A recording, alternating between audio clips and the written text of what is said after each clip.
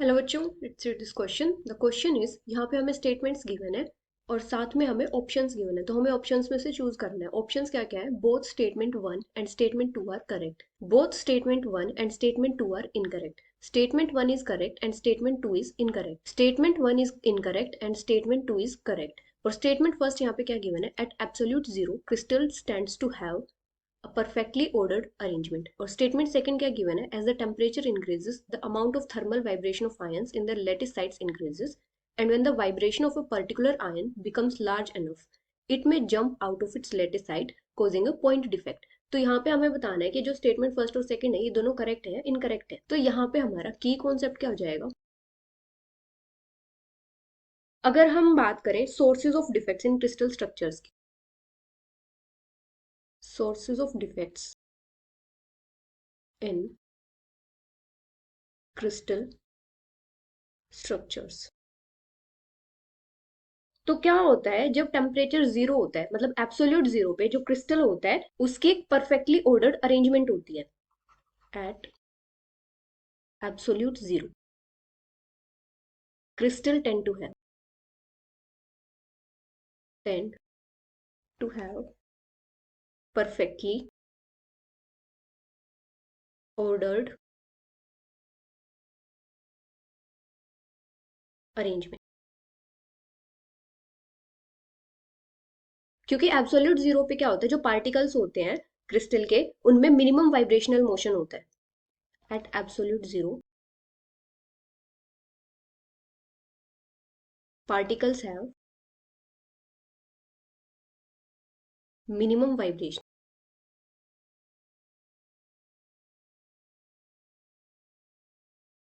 Motion. इसकी वजह से जो काइनेटिक एनर्जी होती है वो डिक्रीज करती है, therefore resulting in decrease in kinetic energy। अब काइनेटिक एनर्जी डिक्रीज हो जाएगी तो जो एंट्रोपी होगी वो भी जीरो हो जाएगी, एंट्रोपी बिकम्स जीरो, क्योंकि वहां पे कोई भी रेंडमनेस नहीं रहेगी। तो इसलिए जो क्रिस्टल्स होते हैं वो एब्सोल्यूट जीरो पे परफेक्टली ऑर्डर्ड अरेंजमेंट में होते हैं।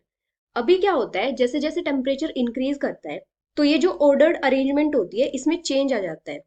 एज द टेम्परेचर इंक्रीजेस,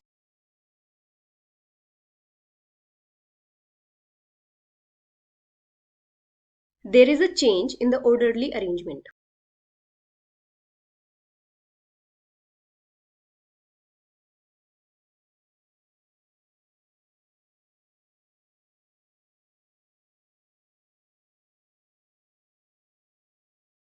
और इस परफेक्ट ऑर्डर्ड अरेंजमेंट में इरेगुलरिटीज की वजह से डिफेक्ट इंक्रीज होते हैं। Defects arises due to irregularities in the arrangement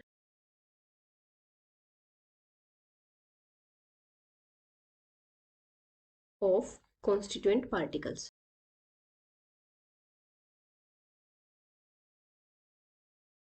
जैसे अगर हम एग्जांपल लें सोट के डिफेक्ट और फ्रेंकल डिफेक्ट,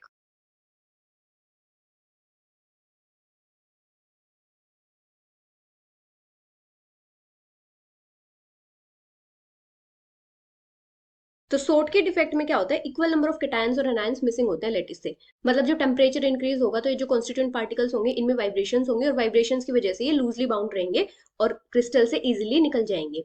और फ्रेंकल डिफेक्ट में क्या होता है, जो स्मॉल कैटायंस होते हैं वो अपनी लेटिस से रिमूव हो जाते हैं और इंटरस्टिशियल स्पेसेस में जाके ऑक्यूपाई हो जाते हैं। तो यहाँ पे स्टेटमेंट फर्स्ट क्या है, at absolute zero crystals tend to have a perfectly ordered arrangement, तो ये करेक्ट है। सेकंड स्टेटमेंट क्या है, as the temperature increases the amount of thermal vibration of ions in the lattice sites increases, and when the vibration of a particular ion become large enough, it may jump out of its lattice site, causing a point defect। तो second statement भी correct है, यहाँ पे दोनों के दोनों statements correct है। So the final answer is both statement one and statement two are correct, which is option first. Hope you understood it well. Best of luck.